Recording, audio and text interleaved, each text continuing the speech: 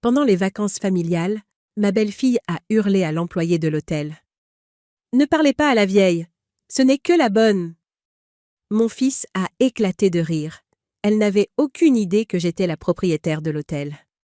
Ce que j'ai fait ensuite l'a plongée dans la panique. Je suis heureuse de vous avoir ici. Suivez mon histoire jusqu'à la fin et commentez la ville d'où vous regardez, pour que je puisse voir jusqu'où mon histoire a voyagé. J'attendais ces vacances avec impatience depuis des mois. À 72 ans, je n'avais pas beaucoup d'occasions de passer du temps de qualité avec mon fils Marc et sa famille. Quand il a suggéré que nous allions tous à Sainte-Valery-sur-Mer pour une semaine, mon cœur s'est gonflé d'espoir. Peut-être que ce serait l'occasion de finalement créer un lien avec ma belle-fille, Isabelle, qui m'avait toujours tenue à distance pendant leurs 5 années de mariage. Le trajet jusqu'à l'hôtel Bellevue-sur-Mer a duré 4 heures, et j'ai passé la majeure partie du temps sur la banquette arrière à écouter Marc et Isabelle discuter de leurs projets. Ils parlaient de rendez-vous au spa, de réservations de golf et de dîners coûteux comme si je n'étais pas là. Quand j'essayais de contribuer à la conversation, en posant des questions sur les enfants ou en suggérant des activités que nous pourrions faire tous ensemble, Isabelle répondait par des phrases courtes et sèches, tandis que Marc m'ignorait tout simplement. J'aurais dû voir les signes avant-coureurs à ce moment-là, mais j'étais trop désespérée à l'idée de retrouver un lien familial pour y prêter attention. L'hôtel Bellevue-sur-Mer était l'un de mes joyaux, bien que ma famille n'en ait aucune idée. J'avais bâti mon empire hôtelier à partir de rien après la mort de mon mari, quand Marc n'avait que 12 ans. En commençant par une petite chambre d'hôte, j'avais travaillé 18 heures par jour pour laver les sols, gérer les réservations et m'étais lentement étendue jusqu'à posséder 17 établissements dans 3 régions différentes. Mais j'avais toujours gardé ma vie professionnelle séparée de ma famille, voulant que Marc m'aime pour qui j'étais, pas pour ce que je possédais. Alors que nous nous arrêtions devant l'entrée élégante, j'ai ressenti une fierté familière en voyant les jardins impeccables et le voiturier en uniforme se précipiter pour aider les clients. Il m'avait fallu 3 ans pour acquérir le Bellevue et 2 autres pour le rénover à la perfection. Chaque détail, des sols en marbre aux lustres en cristal, avait été personnellement choisi par moi. Marc a tendu les clés au voiturier, tandis qu'Isabelle ajustait ses lunettes de soleil de créateur et lissait ses cheveux blonds. Elle était belle, je devais l'admettre, avec ce genre de perfection polie qui venait de salons coûteux et d'entraîneurs personnels. À 35 ans, Inès, elle avait 20 ans de moins que Marc et ne laissait jamais personne l'oublier. « N'oublie pas, » dit-elle à Marc alors que nous approchions de l'entrée. « Je veux la suite présidentielle, peu importe ce qu'ils disent sur la disponibilité. Fais en sorte que ça arrive. » Marc a hoché la tête docilement. Cela m'étonnait et m'attristait toujours de voir à quel point il se pliait entièrement à sa volonté. Le garçon confiant que j'avais élevé était devenu un homme incapable de prendre une décision sans l'approbation de sa femme. Nous sommes entrés dans le hall magnifique et je n'ai pas pu m'empêcher de sourire à l'agitation familière. Sarah, la responsable de la réception, a levé les yeux alors que nous approchions. Ses yeux se sont légèrement écarquillés quand elle m'a vue, mais je lui ai fait un très léger signe de tête négatif. Je n'étais pas encore prête à révéler mon identité. « Bonjour », dit Sarah professionnellement. « Bienvenue. Il y a l'hôtel Bellevue-sur-Mer. Comment puis-je vous aider ?»« Réservation au nom de Lambert », dit Marc. « Nous devrions avoir la suite présidentielle. » Sarah a consulté son ordinateur, ses doigts volant sur le clavier. « Je vois votre réservation ici, monsieur Lambert. Vous êtes confirmé pour notre suite de luxe avec vue sur la mer, mais je crains que la suite présidentielle ne soit occupée pour toute la durée de votre séjour. » J'ai vu le visage d'Isabelle s'assombrir. Sa mâchoire s'est crispée et je pouvais voir l'orage gronder derrière son maquillage parfaitement appliqué. « C'est inacceptable », a-t-elle lâché. Savez-vous qui nous sommes? J'ai spécifiquement demandé la suite présidentielle lorsque nous avons fait cette réservation. Sarah a maintenu son sang-froid professionnel, bien que je puisse voir la légère tension dans ses épaules. Je m'excuse pour toute confusion, Madame Lambert. La suite de luxe est tout à fait chic, armante avec un balcon privé, et je ne veux pas entendre parler d'une chambre inférieure, a-t-elle coupé. Sa voix s'est élevée, attirant l'attention des autres clients dans le hall. Je veux la suite présidentielle, et je la veux maintenant. Je me suis avancée légèrement, espérant désamorcer la situation. Isabelle, peut-être que nous pourrions...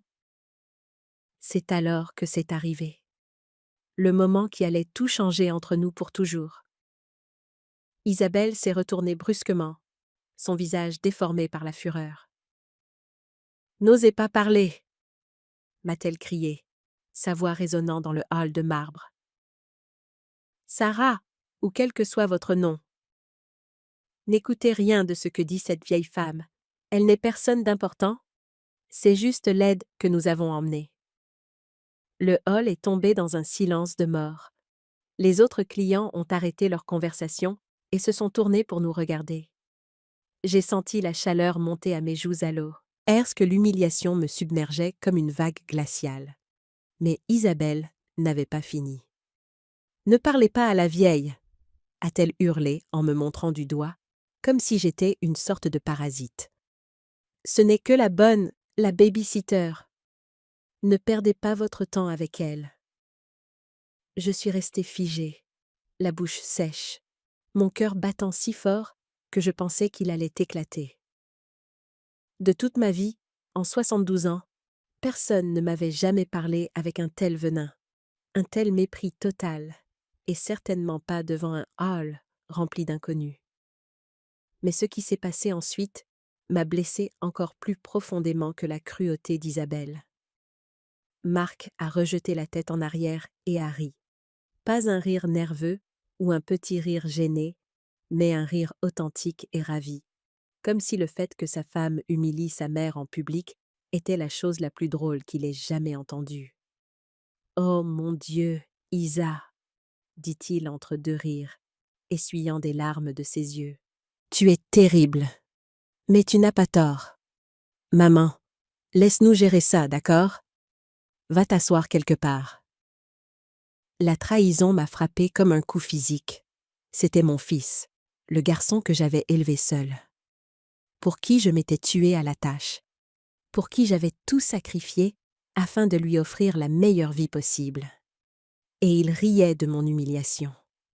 Le visage de Sarah était devenu pâle, et elle me regardait avec un mélange de choc et de sympathie qui ne faisait qu'empirer les choses. Autour de nous, dans le hall, j'entendais des chuchotements et voyais des gens pointer du doigt.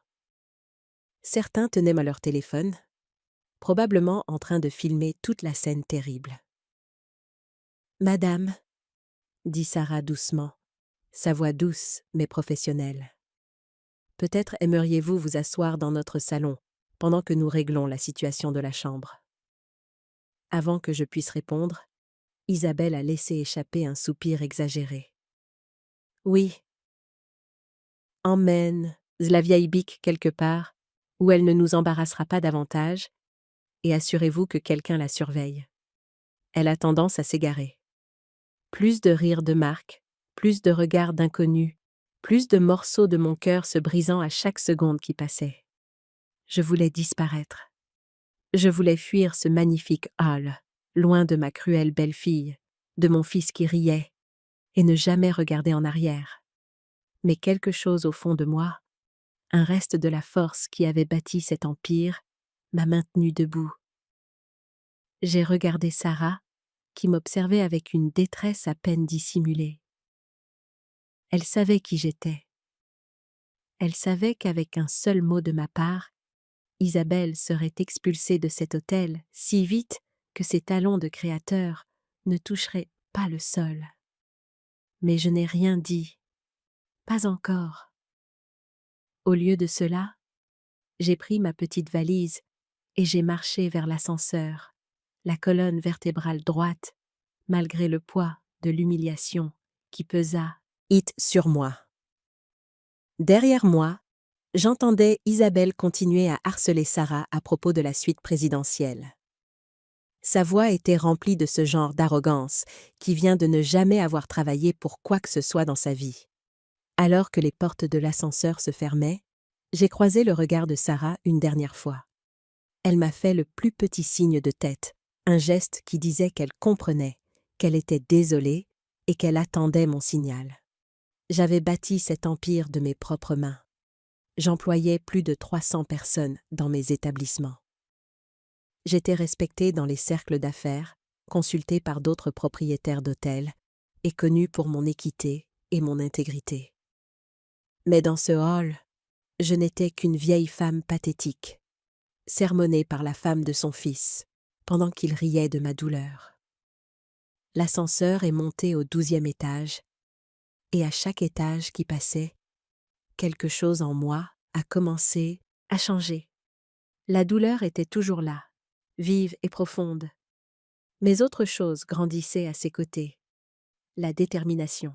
Le lendemain matin, je me suis réveillée dans ce qui aurait dû être un paradis, mais qui ressemblait davantage à un purgatoire. Ma chambre donnait sur l'océan, avec des vagues clapotant doucement sur la plage immaculée en contrebas.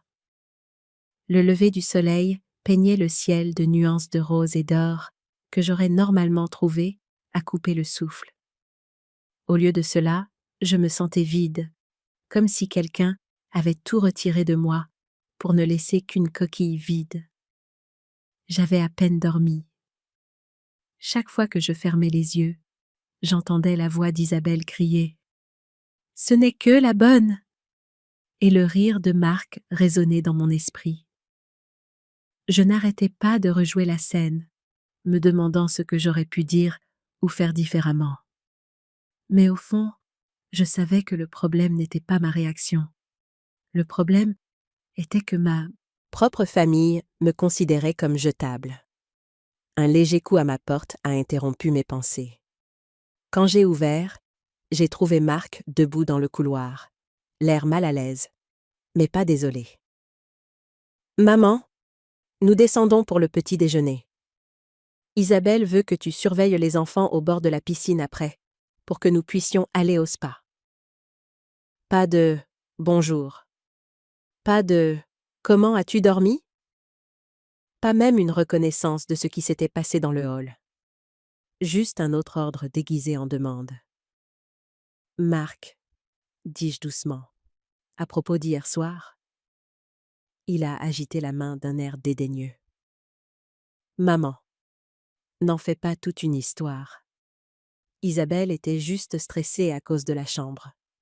Tu sais comment elle est quand les choses ne se passent pas comme prévu. » Rien. Il qualifiait l'humiliation publique de sa mère par sa femme de rien. Elle m'a appelée la bonne, Marc. Elle m'a crié dessus devant des inconnus. Marc, sire, est agité, mal à l'aise, regardant partout sauf mon visage. Elle ne le pensait pas. C'est juste Isabelle qui fait son cinéma. Écoute, on peut ne pas en faire tout un plat? On est censé être en vacances. J'ai fixé mon fils, cherchant une trace du garçon que j'avais élevé.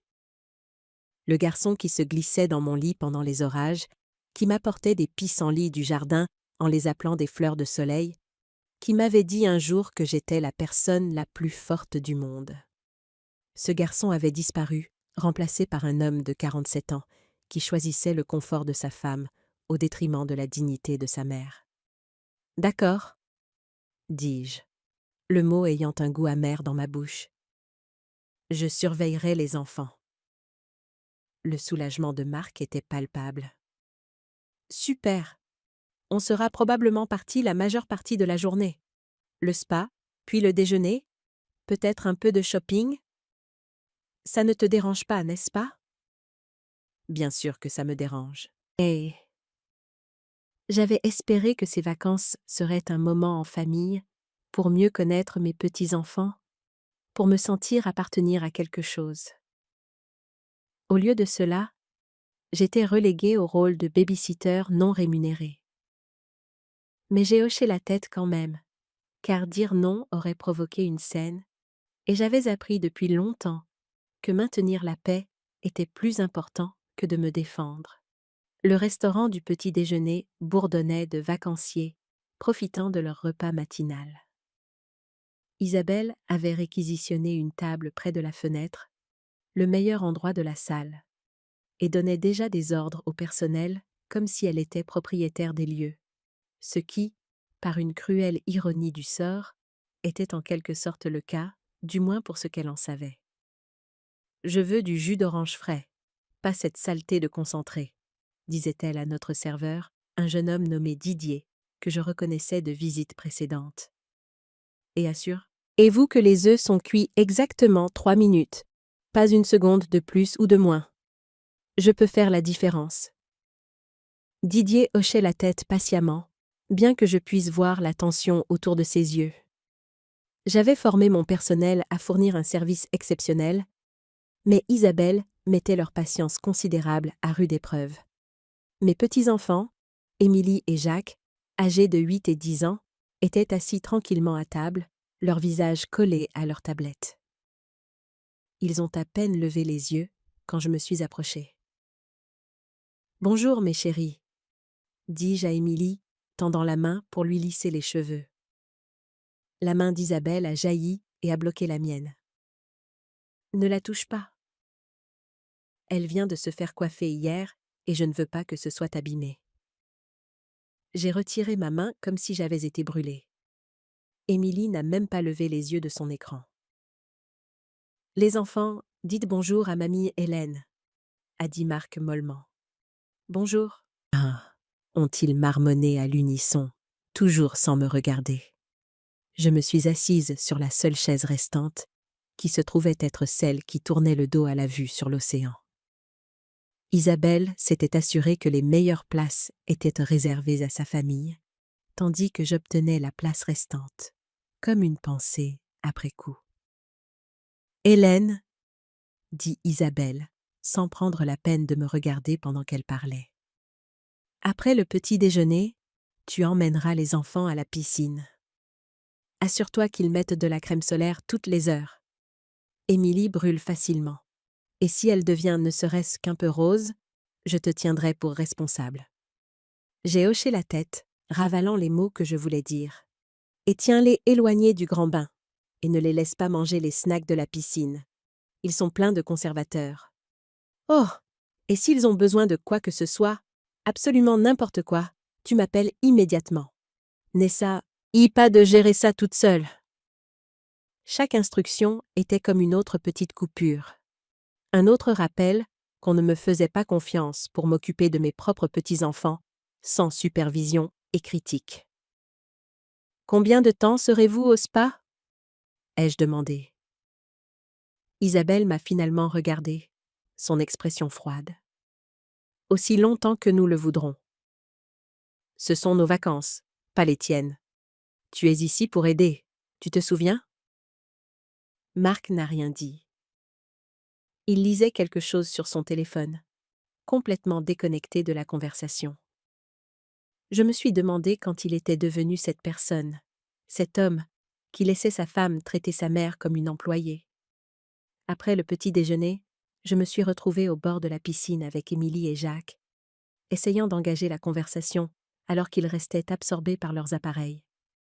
Les autres familles autour de nous riaient, jouaient à des jeux, interagissaient réellement, les unes avec les autres. Nous ressemblions à des étrangers assis par hasard à la même table. « Mamie !» dit soudain Émilie, et mon cœur a bondi d'espoir qu'elle veuille enfin me parler. « Oui, ma chérie ? Maman dit que tu faisais des ménages pour des gens riches. C'est vrai ?» La question m'a frappée comme une gifle. J'avais travaillé dur toute ma vie, oui, mais je n'avais jamais fait de ménage pour qui que ce soit. J'avais bâti un empire à partir de rien, créé des emplois pour des centaines de personnes, gagné le respect dans une industrie dominée par les hommes. Mais d'une manière ou d'une autre, dans la version tordue de mon histoire par Isabelle, J'avais été réduite à une femme de ménage. Non, ma chérie, dis-je doucement. Je possède des entreprises. Je construis des hôtels. Jacques a levé les yeux de sa tablette pour la première fois de la matinée. Maman dit que tu inventes des histoires sur le fait d'être un porta, Ent, parce que tu as honte d'être pauvre. La cruauté de ces mots m'a coupé le souffle. Isabelle ne m'avait pas seulement humiliée en public. Elle avait empoisonné mes petits-enfants contre moi, remplissant leurs jeunes esprits de mensonges conçus pour qu'ils me voient comme pathétique et délirante. Votre grand-mère n'est pas pauvre, et elle n'invente pas d'histoire, dis-je, essayant de garder ma voix stable. Émilie a haussé les épaules. C'est ce que dit maman. Elle dit que tu vis dans un tout petit appartement et que tu fais semblant d'être riche pour te sentir mieux. Je vivais dans un penthouse surplombant la baie, d'une valeur supérieure au patrimoine net de la plupart des gens.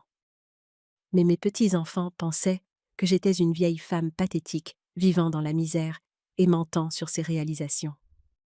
Pendant les 6 heures suivantes, je suis restée assise au bord de cette piscine, à regarder des enfants qui reconnaissaient à peine mon existence, tandis que leurs parents s'amusaient à mes frais.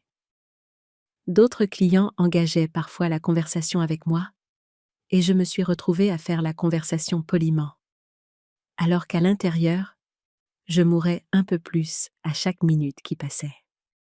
Quand Marc et Isabelle sont finalement revenus, ils rayonnaient de leurs soins au spa et de leur déjeuner coûteux. Les ongles d'Isabelle étaient fraîchement manucurés, ses cheveux parfaitement coiffés. Elle ressemblait à une femme qui avait passé la journée à se faire dorloter, ce qu'elle avait fait dans un spa que je possédais, avec des services que j'avais finalement payés. « Comment étaient les enfants ?» a demandé Marc, bien qu'il regardait déjà à nouveau son téléphone. « Bien, dis-je, car que pouvais-je dire d'autre? Qu'ils pensaient que j'étais une menteuse et une femme de ménage? Que leur mère avait systématiquement détruit toute chance d'une véritable heureux. L'attraction entre nous? Bien, a dit Isabelle, n'écoutant pas vraiment.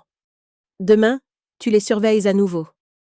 Nous avons du golf le matin, puis un déjeuner avec des amis que nous avons rencontrés au spa. J'ai regardé mon fils acquiescer au plan de sa femme, sans jamais me demander si cela me dérangeait, sans jamais considérer que j'aurais pu vouloir passer mes vacances à faire autre chose que de fournir une garde d'enfants gratuite. Cette nuit-là, assise seule dans ma chambre surplombant l'océan que j'avais travaillé si dur pour posséder, j'ai réalisé quelque chose qui aurait dû être évident des années auparavant. Je n'étais pas en vacances en famille. J'étais en voyage d'affaires, engagée pour être laide pendant que mon fils et sa femme s'amusaient. La seule différence était qu'au lieu d'être payée pour mes services, je payais pour le privilège d'être traitée comme une moins que rien. Mais alors que j'étais assise là dans l'obscur, regardant les vagues se briser contre le rivage, quelque chose a commencé à changer en moi. La blessure était toujours là, plus profonde que jamais. Mais elle était rejointe par autre chose. La colère. Une colère pure et nette d'être considérée comme acquise, d'être l'objet de mensonges, d'être traitée comme si je n'étais rien, alors que j'avais tout construit. Demain, j'ai décidé, les choses allaient commencer à changer. Le 3e jour de nos vacances a commencé comme les 2 précédents, avec moi recevant mes ordres de marche d'Isabelle, tandis que Marc hochait la tête comme une marionnette obéissante. Cette fois, il prévoyait une excursion d'une journée dans une région viticole voisine, et on attendait de moi que je reste avec les enfants. « Assure-toi qu'ils déjeunent à midi pile », a ordonné Isabelle, appliquant son rouge à lèvres avec la précision d'un chirurgien. Et Émilie devient grognon si sa glycémie baisse, alors garde à portée de main les barres de céréales que j'ai emballées. Je voulais souligner que j'avais élevé un enfant avec succès, que je savais comment nourrir et prendre soin des enfants, mais j'avais appris que toute défense de mes capacités n'entraînerait que des instructions plus détaillées et des critiques implicites. « Nous serons probablement de retour vers 18 heures, a dit Mark, levant à peine les yeux de son téléphone. Peut-être plus tard si la circulation est à mauvaise. Alors qu'il se préparait à partir, j'ai surpris Isabelle au téléphone avec quelqu'un. Sa voix portait ce ton particulier qu'elle utilisait quand elle se croyait maline. « Non, nous ne pouvons pas dîner ce soir. Je suis encore de corvée de babysitting. Je sais que c'est ridicule, mais ce n'est que pour quelques jours de plus. Crois-moi, une fois que tout cela sera réglé, nous n'aurons plus à nous en occuper. » Quelque chose de froid s'est installé dans mon estomac.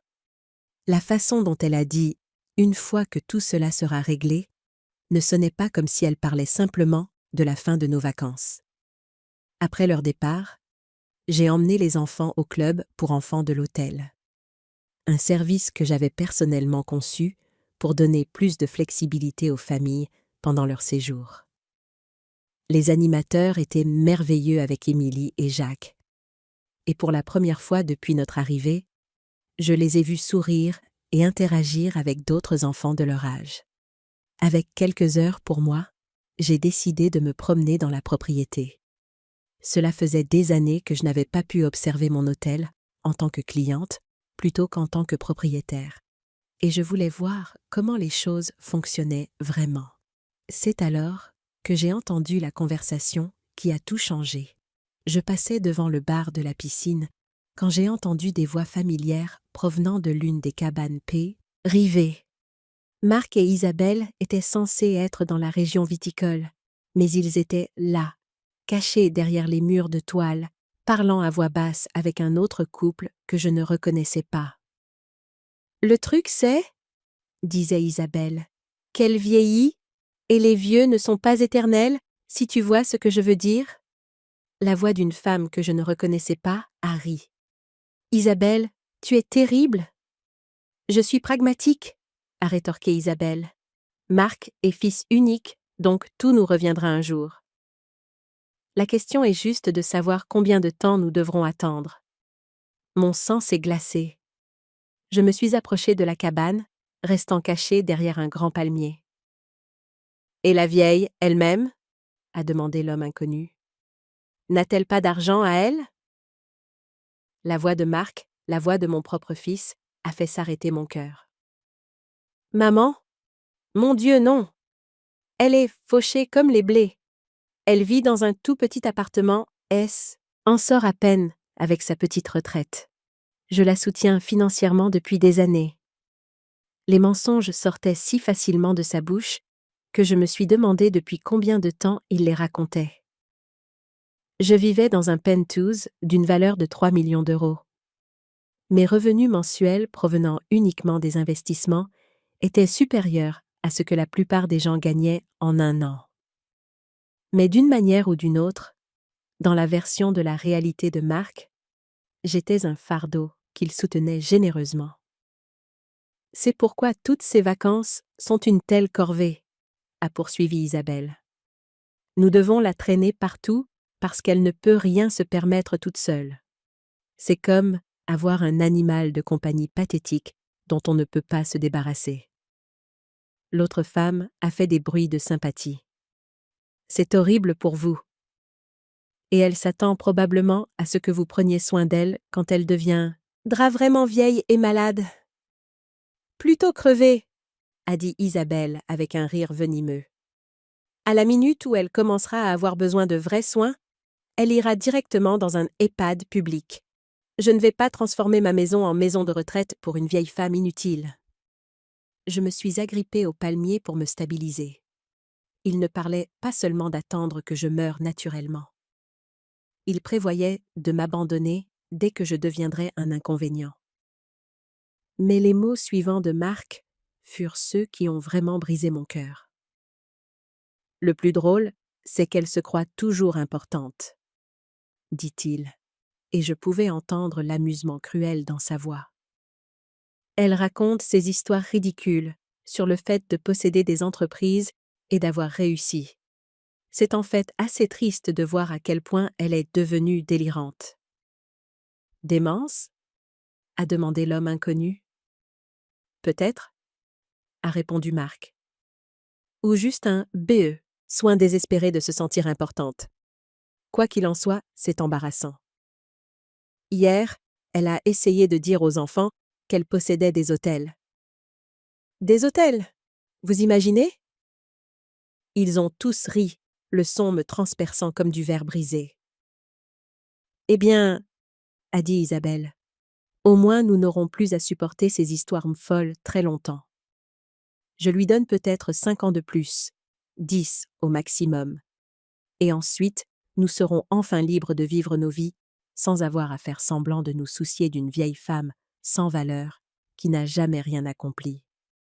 Je suis restée là, derrière ce palmier, sentant mon monde entier s'effondrer autour de moi. Ce n'étaient pas des inconnus qui parlaient d'un parent malheureux. C'était mon fils et sa femme qui discutaient de ma mort, comme s'il s'agissait de vacances longtemps attendues qu'ils planifiaient. Le meilleur, a poursuivi Isabelle, c'est qu'elle est si reconnaissante pour la moindre attention que nous lui portons. Comme ces vacances, elle pense vraiment que nous l'avons invitée parce que nous voulions qu'elle soit là. Elle n'a aucune idée que nous l'avons seulement emmenée pour garder les enfants, afin que nous puissions nous amuser un peu. Plus de rire, plus de cruauté désinvolte. Est-ce qu'elle aide au moins avec les dépenses? A demandé l'autre femme. Vous plaisantez? A ricané Isabelle. Elle est complètement inutile financièrement. Marc paie pour tout. Ses courses, ses factures, ses vacances. C'est un gouffre financier complet. Un autre mensonge. Je soutenais financièrement Marc depuis des années, l'aidant avec les mensualités de son prêt immobilier, les frais de scolarité de ses enfants, et même les virées shopping d'Isabelle. Les relevés de cartes de crédit qui arrivaient à mon adresse étaient stupéfiants, mais je les avais payés sans me plaindre parce que je pensais aider ma famille. La seule bonne chose à la voir dans les parages, a dit Marc, c'est qu'elle fait une baby-sitter décente. Garde d'enfants gratuite, vous savez, et elle est si désespérée pour notre approbation qu'elle fera tout ce que nous lui demandons. C'est en fait assez drôle, a ajouté Isabelle, de la voir essayer si fort de nous faire l'aimer. Elle apporte des cadeaux chers pour les enfants, se porte toujours volontaire pour aider avec tout ce dont nous avons besoin. C'est pathétique, vraiment, mais utile. J'en avais assez entendu, plus qu'assez. Je me suis éloignée en titubant de la cabane, ma vision brouillée par des larmes que je refusais de laisser couler. Pas ici. Pas là où ils pourraient me voir et savoir que j'avais découvert leurs vrais sentiments. Je suis retournée dans ma chambre avant que le barrage ne cède. Assise sur le bord de mon lit, je me suis enfin laissé ressentir tout le poids de ce que j'avais appris.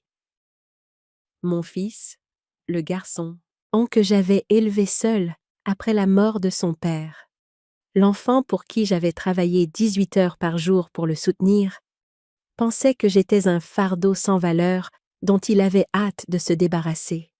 Ma belle-fille, qui m'avait souri pendant 5 ans de dîners de famille et de fêtes de fin d'année, ne me voyait que comme une main-d'œuvre gratuite et un bouc émissaire pratique pour ses propres insuffisances.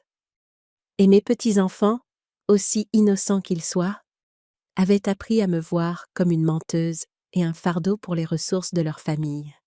J'étais assise dans cette chambre d'hôtel, ma chambre d'hôtel dans mon hôtel, construit avec mon argent et ma sueur, et j'ai réalisé que j'avais passé des années à déverser de l'amour et du soutien sur des gens qui non seulement ne l'appréciaient pas, mais qui m'en voulaient activement pour cela. Le téléphone a sonné, me tirant de mes sombres pensées. C'était la réception. Mad. Am Lambert, c'est Sarah de la réception. J'espère ne pas vous déranger en appelant, mais je voulais vérifier si tout allait bien. Certains membres du personnel ont mentionné qu'ils s'inquiétaient pour vous. La gentillesse de Sarah, le soin sincère dans sa voix de la part de quelqu'un qui était essentiellement une étrangère, m'a fait réaliser à quel point j'étais affamée de décence humaine de base. Je vais bien, Sarah. Merci de demander. Vous êtes sûr? S'il y a quoi que ce soit que nous puissions faire pour rendre votre séjour plus confortable? J'ai presque ri de l'ironie. Voici une de mes employées, quelqu'un que je payais pour fournir un service aux clients, me montrant plus de considération que ma propre famille ne l'avait fait depuis des années. En fait, Sarah, il y a quelque chose que vous pouvez faire pour moi. Bien sûr. De quoi avez-vous besoin? J'ai pris une profonde inspiration, sentant quelque chose bouge, erre en moi, comme des plaques tectoniques trouvant un nouvel alignement. J'ai besoin que vous prépariez un relevé détaillé de toutes les charges portées sur la chambre de mon fils. Tout. Les repas, les services, les extras. Je veux une comptabilité complète. Il y eut une pause. Certainement? Puis-je demander la raison de cette demande? Disons simplement que je commence à voir certaines choses plus clairement que je ne l'ai fait depuis longtemps. En raccrochant le téléphone, je me suis approchée de la fenêtre et j'ai regardé l'océan. Le soleil commençait à se coucher, peignant le ciel de teintes brillantes d'orange et de rouge. C'était magnifique. Mais pour la première fois en 3 jours, je n'admirais pas seulement la vue. Je planifiais. Ma famille voulait me traiter comme si je n'étais rien, comme si j'étais juste une vieille femme pathétique qu'ils devaient tolérer jusqu'à ma mort.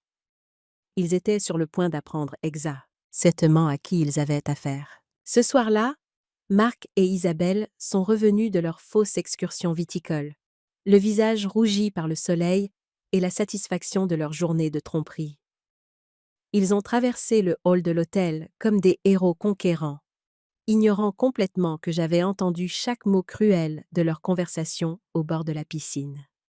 « Maman !» a crié Marc en m'apercevant dans le salon avec les enfants. « Comment s'est passée ta journée ?» J'espère que les enfants n'ont pas été trop turbulents.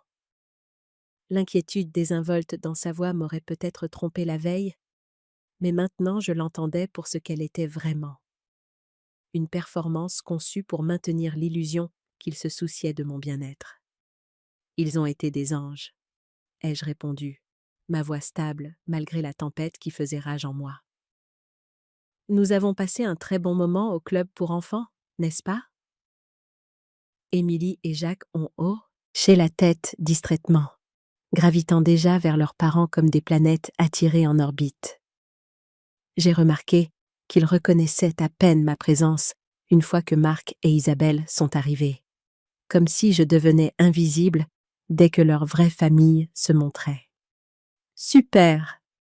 a dit Isabelle, n'écoutant pas vraiment alors qu'elle vérifiait son reflet dans l'appareil photo de son téléphone. « Nous allons dîner dans ce nouveau restaurant de fruits de mer en ville. Ça ne te dérange pas de rester ici ce soir, n'est-ce pas? Les enfants doivent se coucher tôt de toute façon. » Ce n'était pas une question. Ça ne l'était jamais. « Bien sûr, » dis-je, les mots ayant un goût de cendre dans ma bouche. Alors qu'ils se préparaient à partir pour une autre soirée sans moi, je me suis excusée pour passer un appel. De retour dans ma chambre, j'ai composé un numéro que je n'avais pas utilisé depuis des mois.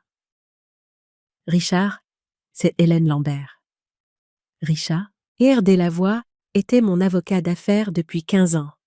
Un homme vif d'esprit qui comprenait à la fois les aspects juridiques et pratiques de la gestion d'un empire hôtelier. Si quelqu'un pouvait m'aider à naviguer dans ce que je planifiais, c'était bien lui. Hélène, quelle agréable surprise. Comment se passe la retraite? J'ai presque souri à ça. La retraite. J'avais pris du recul par rapport aux opérations quotidiennes, mais j'étais loin d'être à la retraite. Richard, j'ai besoin d'informations. Hypothétiquement parlant, si quelqu'un utilisait frauduleusement des cartes de crédit liées à mes comptes, quels seraient mes recours légaux? Il y eut une pause. C'est assez spécifique pour une question hypothétique. Avez-vous des problèmes? Disons simplement que j'envisage quelques changements dans mes arrangements financiers. Qu'en est-il des membres de la famille qui sont des utilisateurs autorisés, mais qui ont déformé la source de leur financement? Hélène, Si quelqu'un commet une fraude à la carte de crédit en utilisant vos comptes, c'est une affaire pénale sérieuse, même s'il s'agit de membres de votre famille. Êtes-vous en train de me dire que c'est ce qui se passe? J'ai regardé l'océan, observant le clair de lune danser sur les vagues. Je vous dis que j'en ai assez qu'on profite de moi, et je veux connaître mes options. Au cours des 30 minutes suivantes, Richard a exposé exactement quelles étaient ses options. Le tableau qu'il a brossé était à la fois sobre et libérateur. J'avais plus de pouvoir que je ne l'avais réalisé, et Marc et Isabelle avaient commis plus d'erreurs qu'ils ne le savaient. Après avoir raccroché avec Richard, j'ai appelé Sarah à la réception. « Madame Lambert, comment puis-je vous aider ?» Sarah, j'aimerais que vous me prépariez un rapport complet. Je veux connaître chaque service que la famille de mon fils a utilisé depuis son arrivée, chaque demande spéciale qu'ils ont faite et chaque interaction qu'ils ont eue avec le personnel. Certainement. Y a-t-il une raison particulière pour laquelle vous avez besoin de ces informations? J'ai choisi mes mots avec soin. Disons que je mène une évaluation de la qualité de nos services à la clientèle. Je veux m'assurer que nos procédures sont suivies correctement. Bien sûr, je vous préparerai cela pour demain matin à la première heure. Le lendemain matin est arrivé, gris et couvert, correspondant parfaitement à mon humeur. J'avais à peine dormi, mon esprit tourbillonnant de plans et de possibilités. Mais pour la première fois depuis des jours, je me sentais déterminée au lieu d'être impuissante.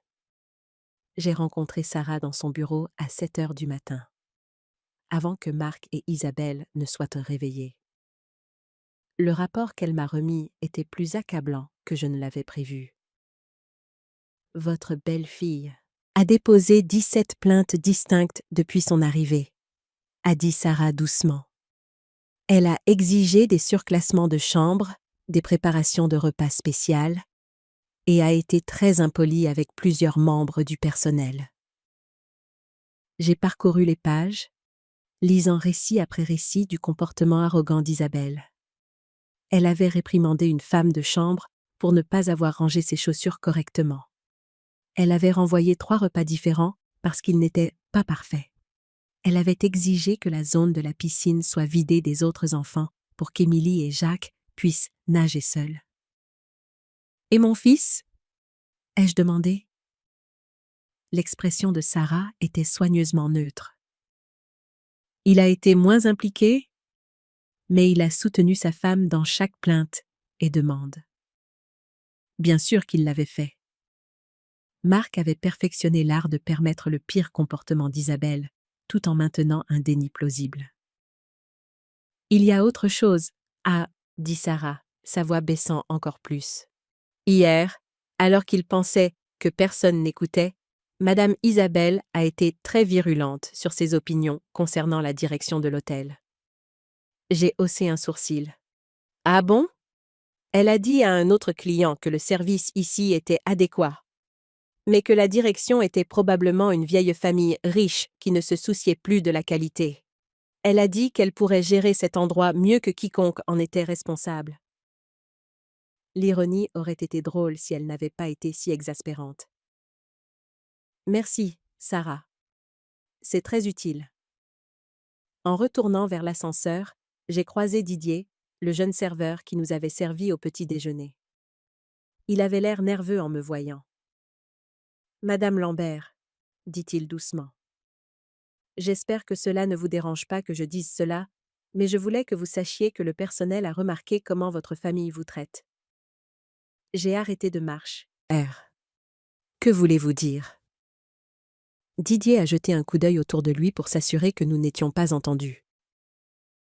Nous savons tous qui vous êtes, madame. Vous n'avez été que gentillesse avec nous au fil des ans, mais voir comment il vous parle, comment il vous traite, comme si vous étiez… comme si vous n'étiez personne d'important, cela ne nous plaît pas du tout.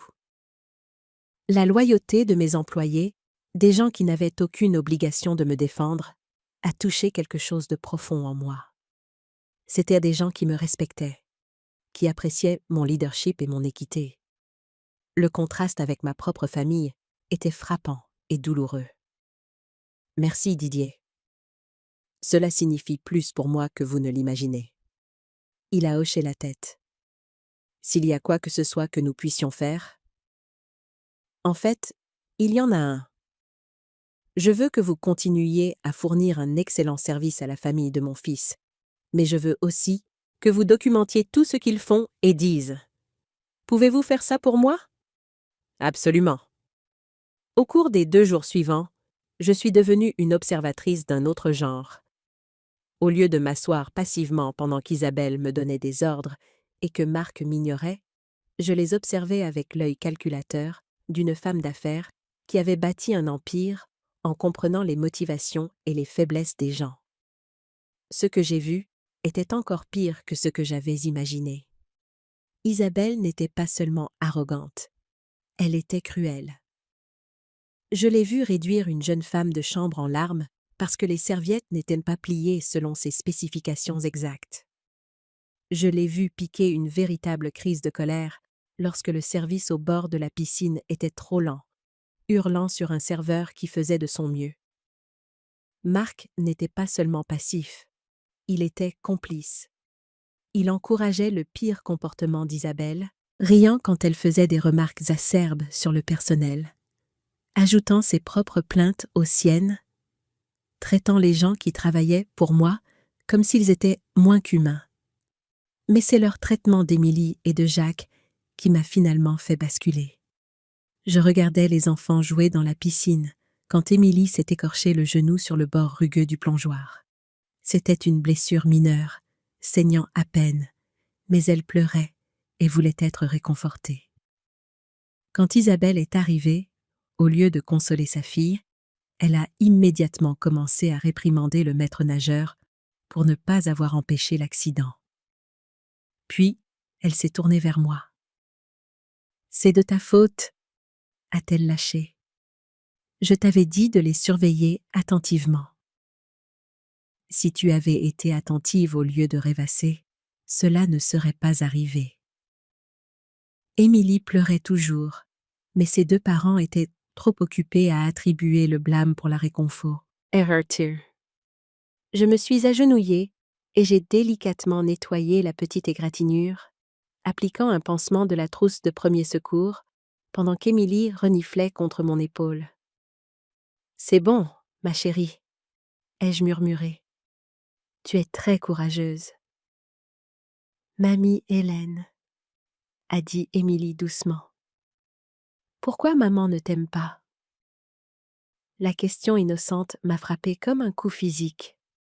Cet enfant de 8 ans avait remarqué ce que j'essayais d'ignorer, que sa mère me traitait avec une hostilité ouverte. Avant que je puisse répondre, la voix d'Isabelle a fendu l'air comme un fouet. « Émilie, éloigne-toi d'elle tout de suite. Je t'ai dit de ne pas trop t'attacher à mamie. De toute façon, elle ne sera plus là pour très longtemps. » L'insensibilité, la cruauté désinvolte dirigée à la fois contre moi et contre sa propre fille, a été la goutte d'eau qui a fait déborder le vase. Cette nuit-là, j'ai passé une série d'appels téléphoniques qui allaient tout changer. J'ai de nouveau appelé Richard, cette fois avec des instructions spécifiques. J'ai appelé mon comptable avec des demandes détaillées de relevés financiers et j'ai appelé Thomas Petit, le directeur général de ma chaîne hôtelière, avec des ordres qui entreraient en vigueur immédiatement. En raccrochant après le dernier appel, je me suis regardée dans le miroir de la salle de bain. La femme qui me regardait semblait plus âgée que ses 72 ans, usée par des jours d'humiliation et d'abus émotionnels. Mais il y avait quelque chose de nouveau dans ses yeux, quelque chose qui n'était pas là depuis le début de ses vacances cauchemardesques. Le pouvoir et la détermination absolue de l'utiliser. Demain était notre dernière journée complète au complexe. Marc et Isabelle avaient prévu une dernière journée spectaculaire à me traiter comme une employée. Tandis qu'ils s'amusaient à mes frais, ils n'avaient aucune idée qu'ils étaient sur le point de découvrir exactement qui ils avaient bousculé. Notre dernier jour à l'hôtel Bellevue-sur-Mer s'est levé, lumineux et sans nuages. Le genre de journée de plage parfaite qui ornaient nos brochures et faisaient revenir les clients année après année. Mais alors que je me préparais pour ce que je savais être le jour le plus important de ma vie depuis des décennies, le beau temps semblait presque moqueur. Isabelle s'était surpassée en organisant notre dîner d'adieu. Elle avait réservé la salle à manger privée la plus exclusive de l'hôtel, celle qui surplombait l'océan, et coûtait plus cher par soir que le salaire mensuel de la plupart des gens. Bien sûr, elle n'avait aucune idée que chaque euro qu'elle dépensait provenait de mes comptes, filtrés par les cartes de crédit que j'avais stupidement permis à Marc d'utiliser. « Ce soir va être parfait », a-t-elle annoncé au petit déjeuner, sa voix portant cette note particulière d'eau, aux satisfactions que j'avais appris à reconnaître. J'ai invité quelques-unes des personnes charmantes que nous avons rencontrées cette semaine à se joindre à nous. Les Henderson, les Martin et ce couple charmant de Boston. Marc a hoché la tête en signe d'approbation. « Ça a l'air super, chérie. Maman, tu pourras occuper les enfants pendant le dîner, n'est-ce pas ?» Il s'agite pendant les conversations d'adultes. Même maintenant, même lors de notre dernier jour, j'étais reléguée à la table des enfants, pendant que des inconnus profitaient d'un repas coûteux à mes frais. « Bien sûr, » dis-je doucement. Mais à l'intérieur, quelque chose se cristallisait en une résolution dure comme le diamant. J'ai passé la matinée à faire les derniers préparatifs. Richard avait travaillé toute la nuit pour s'assurer que tout était juridiquement inattaquable.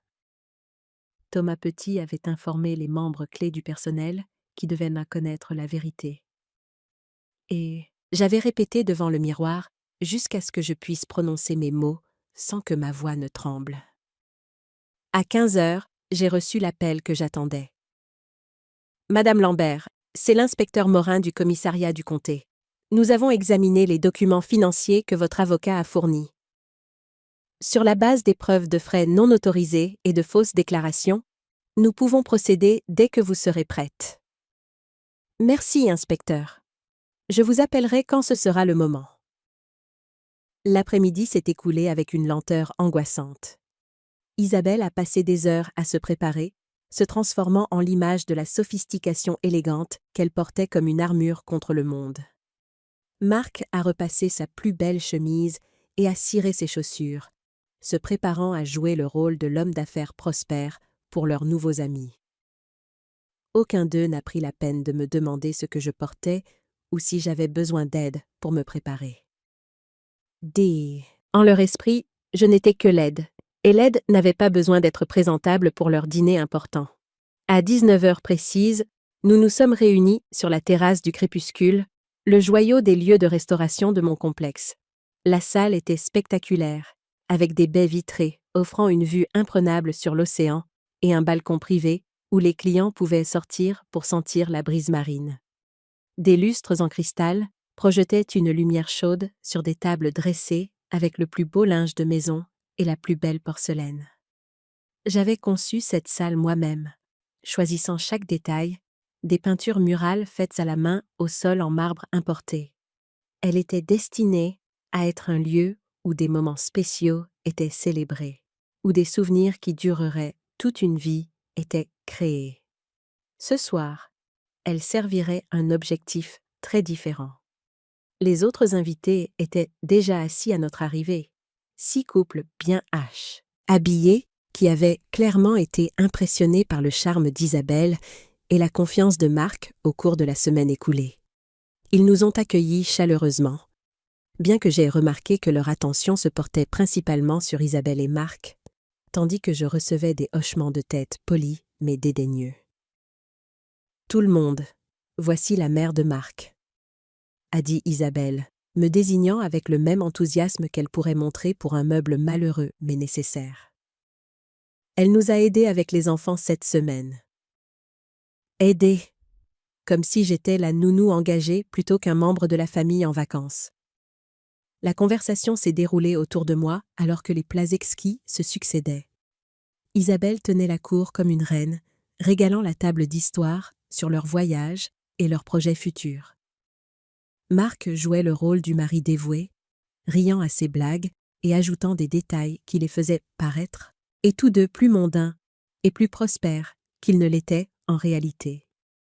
J'étais assise au bout de la table, avec Émilie et Jacques, les aidant à couper leur nourriture et les gardant silencieux, pendant que les adultes profitèrent de leur soirée.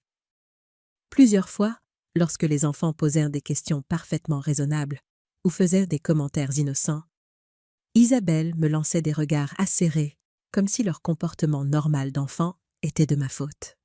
« Hélène », dit-elle lors d'une brève accalmie dans la conversation. Sa voix était juste assez forte pour que tout le monde l'entende. « Pourrais-tu emmener les enfants sur le balcon ? Ils commencent à s'agiter un peu et je détesterais qu'ils dérangent le repas de tout le monde. » C'était le moment parfait. J'attendais qu'elle me renvoie publiquement pour démontrer sa cruauté désinvolte devant un public. Maintenant, avec des témoins présents et la scène préparée exactement comme je l'avais prévu, il était temps. Je me suis levée lentement, posant ma serviette sur la table avec une précision délibérée.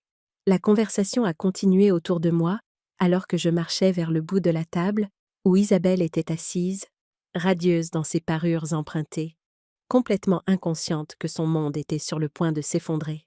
« En fait, Isabelle, » dis-je, ma voix calme, mais portant clairement à travers la pièce, « je pense qu'il est temps que nous ayons une conversation honnête. » La table est tombée dans le silence. Isabelle m'a regardée avec irritation plutôt qu'avec inquiétude, clairement agacée que j'ai interrompu sa performance. « De quoi parles-tu ? Je t'ai demandé d'emmener les enfants dehors. »« Je sais ce que tu as demandé, » ai-je répondu, me plaçant directement derrière sa chaise. « Tout comme je suis au courant de votre conversation près de la cabane de la piscine il y a 3 jours. » Elle, où vous avez discuté du temps qu'il me reste à vivre et de combien vous serez heureux quand je serai morte. Le visage d'Isabelle est devenu blanc, mais elle s'est rapidement reprise, forçant un rire qui sonnait fragile dans l'air soudainement tendu. « Je n'ai aucune idée de ce dont tu parles. Tu as dû mal comprendre quelque chose.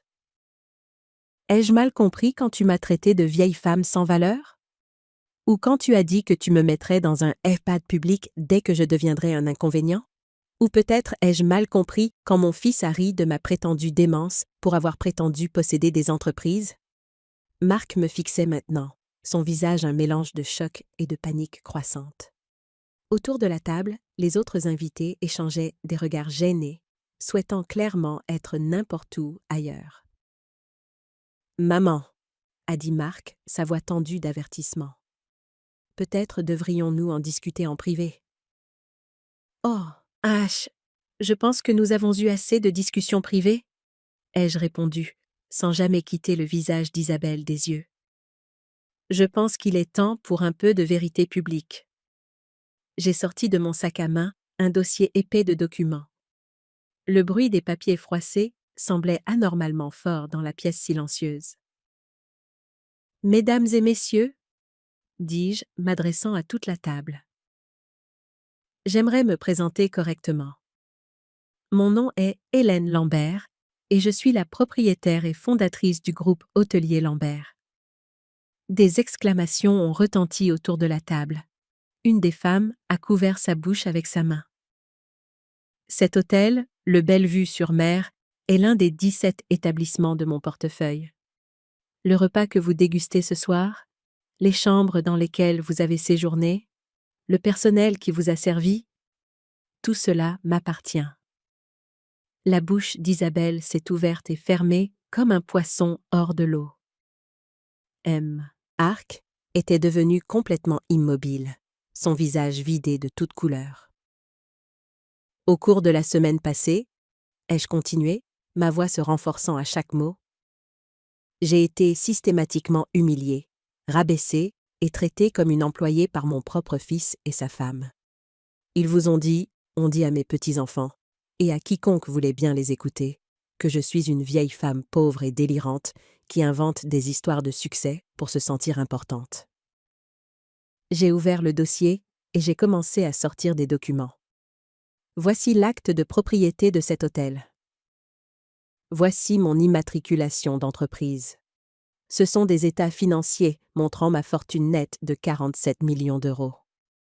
Et ceci, dis-je en brandissant le dernier document, est un relevé de chaque dépense que Marc et Isabelle ont effectuée avec les cartes de crédit que je leur ai fournies, pensant aider des membres de ma famille qui se souciaient de moi. Le silence était assourdissant. Même les enfants avaient cessé de s'agiter, sentant la gravité du moment, bien qu'ils ne puissent pas le comprendre. 68 000 € au cours des 6 derniers mois, ai-je annoncé. Soins au spa, virées shopping, dîners coûteux, vacances de luxe, tout a été débité sur mes comptes pendant qu'ils disaient aux gens que j'étais fauchée et qu'ils me soutenaient par charité. Isabelle a retrouvé sa voix la première, bien qu'elle ne soit sortie que comme un murmure. « Hélène, s'il te plaît, laisse-moi t'expliquer. »« Expliquer quoi ?» l'ai-je coupé. « Expliquer comment tu as hurlé sur mes employés, me traitant de bonne et leur disant de ne pas perdre de temps à me parler ? Expliquer comment tu as passé des années à empoisonner mes petits-enfants contre moi, leur disant que je suis une menteuse et un fardeau ? Expliquer comment tu prévoyais de m'abandonner dans un établissement public dès que je deviendrais un inconvénient ? Marc a finalement parlé, la voix tremblante. « Maman, nous pouvons arranger ça. » Tout cela n'est qu'un malentendu. Je me suis tournée pour regarder mon fils, le garçon que j'avais élevé seul, l'homme que j'avais soutenu et aimé inconditionnellement pendant 47 ans. « Non, Marc, ce n'est pas un malentendu. C'est exactement ce que vous aviez l'intention de faire. Tu voulais une mère qui soit reconnaissante pour des miettes d'attention, qui fournirait de l'argent et du babysitting gratuit sans demander de respect en retour. Tu voulais quelqu'un que tu pourrais utiliser sans conséquence. J'ai sorti mon téléphone et j'ai appuyé sur un numéro que j'avais programmé plus tôt. « Inspecteur Morin, c'est Hélène Lambert. Oui, je suis prête pour vous maintenant. » L'effet a été immédiat et dévastateur. Isabelle s'est levée si rapidement qu'elle a renversé son verre de vin, le liquide rouge s'étalant sur la nappe blanche comme du sang. « Tu as appelé la police ?» a-t-elle crié, son sang-froid se brisant enfin complètement. « Tu as appelé la police contre ta propre famille ?»« J'ai appelé la police contre des personnes qui m'ont escroqué, » ai-je corrigé. Le fait que nous soyons apparentés est sans pertinence pour la loi. Marc était debout maintenant aussi, ses mains tremblant alors qu'il tendait la main vers moi. « Maman, s'il te plaît, réfléchis à ce que tu fais. Pense aux enfants. Ils ne méritent pas de voir leurs parents arrêtés. Vous auriez dû penser aux enfants avant de leur apprendre à mépriser leur grand-mère, » ai-je répondu. Vous auriez dû penser à eux avant de décider que leur héritage était plus important que leur relation avec moi. Les invités du dîner rassemblaient leurs affaires, manifestement désireux d'échapper au drame familial qui se déroulait devant eux. Je ne leur en voulais pas. Ce n'était pas leur faute, et ils ne méritaient pas d'être piégés dans notre enfer privé. Alors qu'ils sortaient en file indienne, offrant des excuses maladroites et des promesses de rester en contact que personne ne croyait, Isabelle a fait une dernière tentative désespérée pour reprendre le contrôle. « Tu fais une énorme erreur », a-t-elle sifflé, son beau visage tordu de rage et de panique. « Nous sommes ta famille. Nous sommes tout ce que tu as. Si tu fais ça, tu seras seule pour toujours. » Je l'ai regardée, cette femme qui avait passé 5 ans à détruire systématiquement ma relation avec mon fils et mes petits-enfants. Et j'ai ressenti quelque chose que je n'avais pas éprouvé depuis des décennies, une paix complète et totale.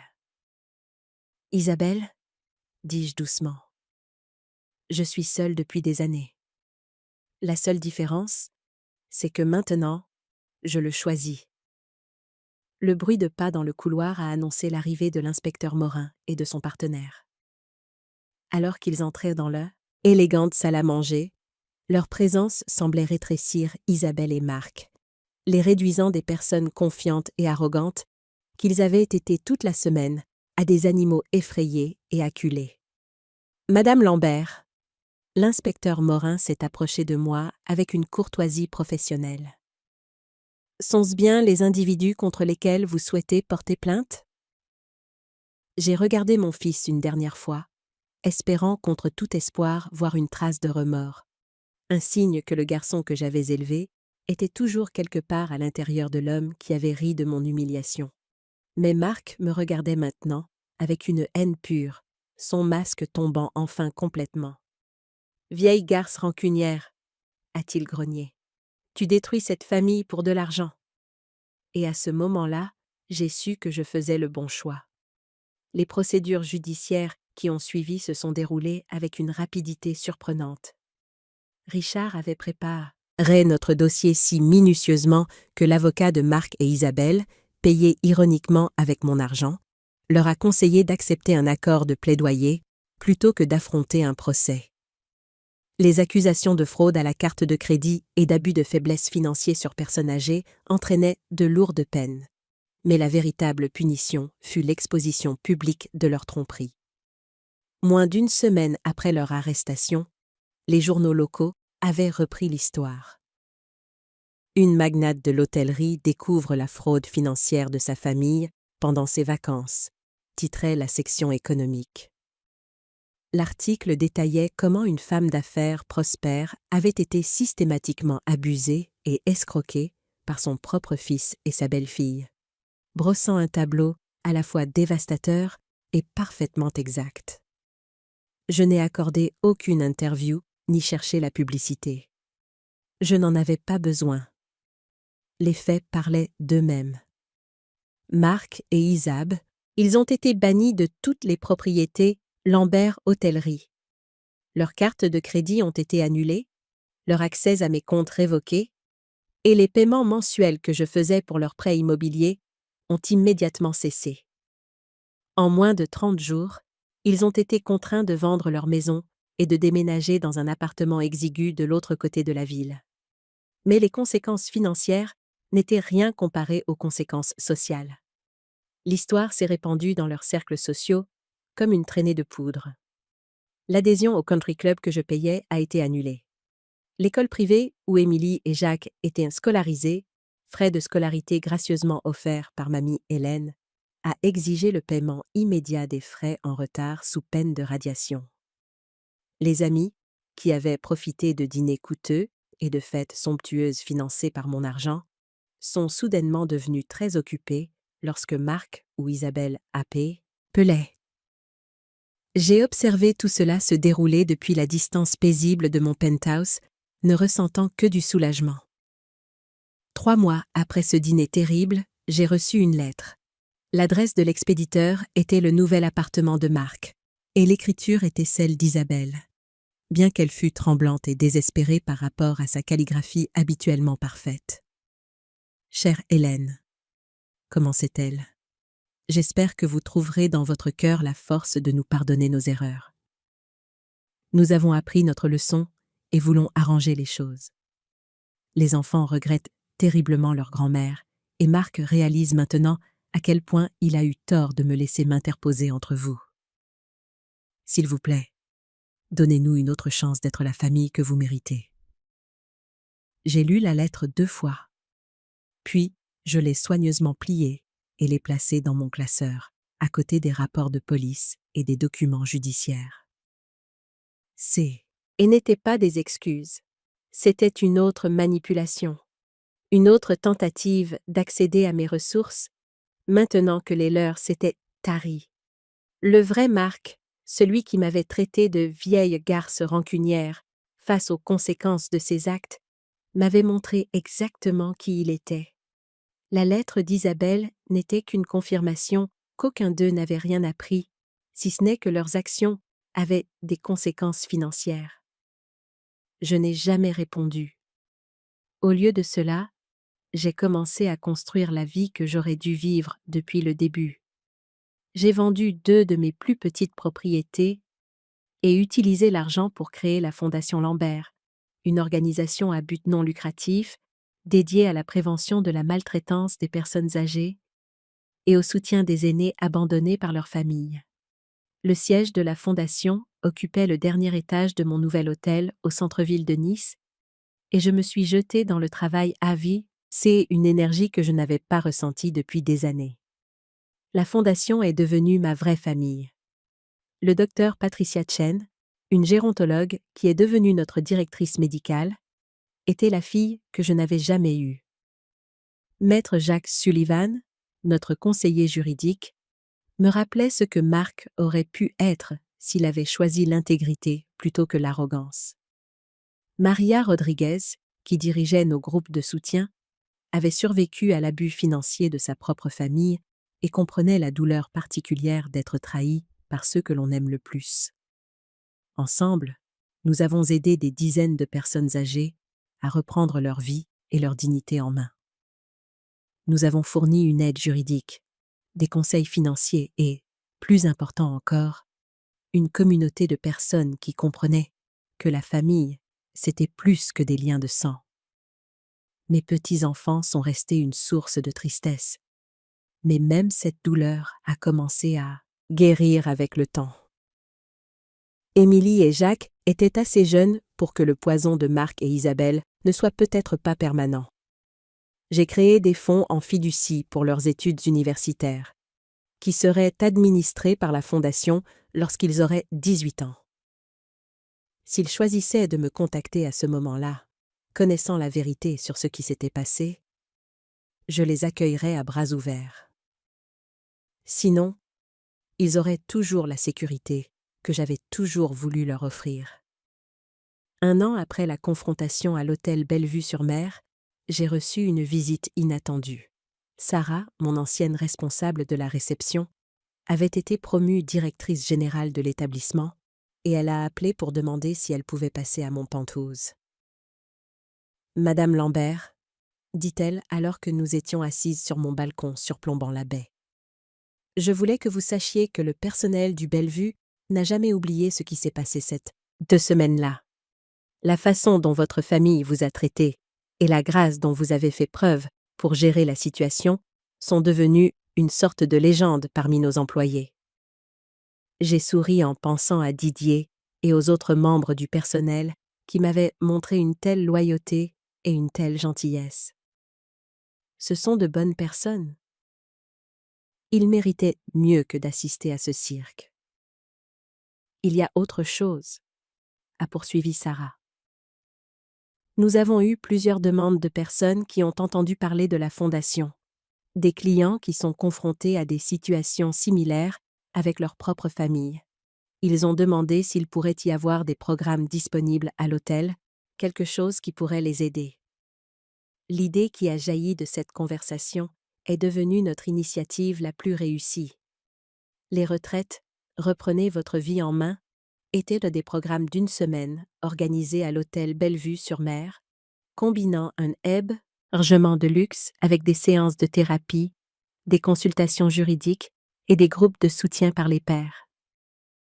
Les personnes âgées qui avaient été victimes d'abus financiers ou émotionnels de la part de membres de leur famille pouvaient venir guérir dans le même cadre magnifique où j'avais finalement trouvé la force de me battre. L'ironie était parfaite. La salle à manger où Marc et Isabelle avaient prévu de m'humilier une dernière fois est devenue un lieu où d'autres survivants partageaient leurs histoires et trouvaient leur voie. La piscine où j'avais surpris leur plan cruel est devenue un lieu de guérison et de renouveau. Mais le développement le plus satisfaisant est peut-être survenu 2 ans après la confrontation, alors que j'examinais les candidatures pour notre programme de bourse. Un nom a immédiatement attiré mon attention. Jacques Lambert. Mon petit-fils, maintenant âgé de 13 ans, avait écrit une dissertation sur son désir d'étudier la gestion d'entreprise et l'hôtellerie. Il avait fait des recherches sur ma carrière et le travail de la Fondation, et sa lettre montrait une maturité et une perspicacité qui m'ont coupé le souffle. « Je sais que mes parents t'ont fait des choses terribles », écrivait-il de son écriture soignée d'adolescent. « J'étais trop jeune pour le comprendre à l'époque, Mais j'ai appris la vérité maintenant. Je veux arranger les choses d'une manière ou d'une autre. Je veux être le genre de personne qui construit des choses au lieu de les détruire, comme tu l'as fait. J'étais assise à mon bureau, des larmes coulant sur mon visage, lisant ces mots encore et encore. Il m'avait trouvé, non pas pour de l'argent ou parce que ses parents l'avaient envoyé, mais parce qu'il avait choisi de chercher la vérité sur l'histoire de sa famille. Cet après-midi-là, j'ai appelé le numéro qu'il avait inclus avec sa candidature. « Jacques, c'est ta grand-mère. » Le silence à l'autre bout du fil a duré si longtemps que je me suis demandé s'il avait raccroché. Puis, d'une voix qui s'est brisée d'émotion, il a murmuré « Mamie Hélène ? Je n'étais pas sûre que tu voudrais me parler. »« Mon chéri, dis-je, ma propre voix se brisant. J'ai voulu te parler tous les jours depuis 2 ans. » Nous avons parlé pendant 3 heures lors de ce premier appel. Jacques m'a parlé du divorce. Le mariage de Marc et Isabelle n'avait pas survécu à la pression financière et à l'humiliation publique.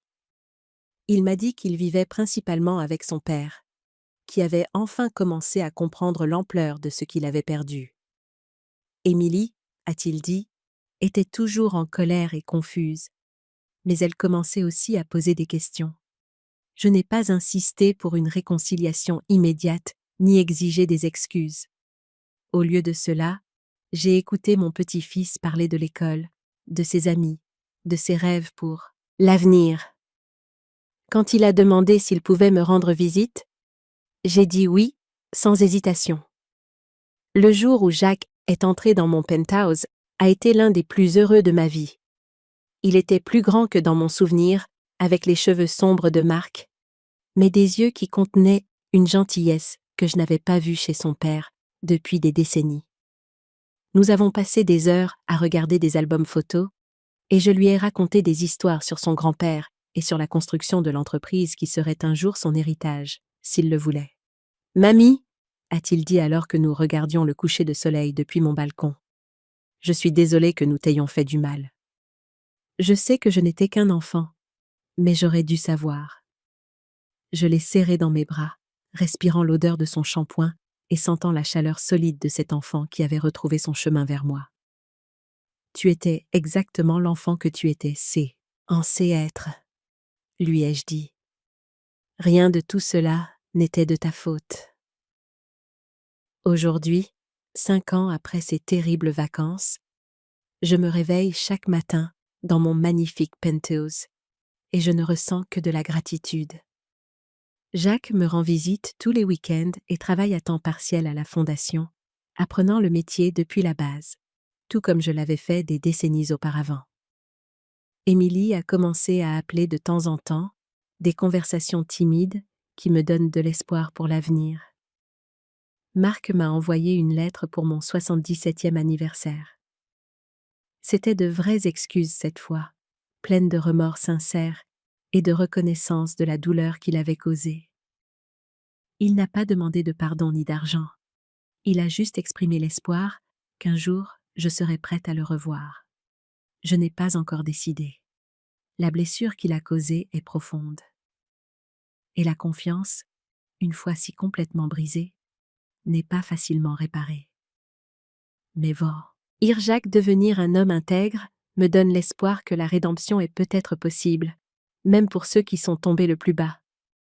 Isabelle, j'ai appris par Jacques, a déménagé dans une autre région et s'est rapidement remariée. Elle ne me contacte jamais, ni les enfants, ce qui est probablement mieux ainsi. Certaines personnes sont simplement toxiques, et la réponse la plus saine est de les retirer complètement de sa vie. L'hôtel Bellevue sur Mer prospère sous la direction de Sarah, et la Fondation a aidé plus de 2000 personnes âgées à reprendre leur vie et leur dignité en main. Je me promène encore parfois dans le hall, me souvenant de cette semaine terrible où je me sentais si petite et impuissante. Mais maintenant, quand je me tiens dans cet espace au sol de marbre, je ne vois pas l'endroit où j'ai été humiliée. Je vois l'endroit où j'ai enfin appris à me battre. où j'ai découvert que je n'avais pas à accepter la cruauté, simplement parce qu'elle venait de la famille. La leçon la plus importante que j'ai apprise est la suivante. Vous apprenez aux gens comment vous traiter. Pendant des années, j'avais appris à Marc et Isabelle qu'ils pouvaient m'utiliser sans conséquence, que mon amour était inconditionnel, même lorsque leur respect était inexistant. Quand j'ai finalement posé des limites, quand j'ai finalement exigé le respect que je méritais, tout a changé. Pas immédiatement, et non sans douleur, mais finalement. J'ai 77 ans, et je n'ai jamais été aussi heureuse. Je suis entourée de gens qui m'apprécient pour qui je suis, pas pour ce que je peux leur fournir. Je m'endors chaque nuit en sachant que je suis aimée et respectée. Et je me réveille chaque matin, enthousiaste à l'idée du travail qui m'attend. Il m'a fallu trop d'années pour apprendre qu'être seul n'est pas la même chose que se sentir seul. Et que parfois, la famille que l'on choisit est plus forte que la famille dans laquelle on est né. Marc et Isabelle pensaient me donner une leçon en m'humiliant dans ce hall d'hôtel. Ils avaient raison sur un point. J'ai bien appris quelque chose cette semaine-là. J'ai appris que je valais la peine de me battre, même si je devais être la seule à le faire. Et cette connaissance a fait toute la différence. Maintenant, je suis curieuse de vous connaître, vous qui écoutez mon histoire. Que feriez-vous si vous étiez à ma place? Avez-vous déjà vécu quelque chose de similaire? Commentez ci-dessous. Et en attendant, je laisse sur l'écran final 2 autres histoires qui sont les préférées de la chaîne et qui vous surprendront certainement. Merci d'avoir regardé jusqu'ici.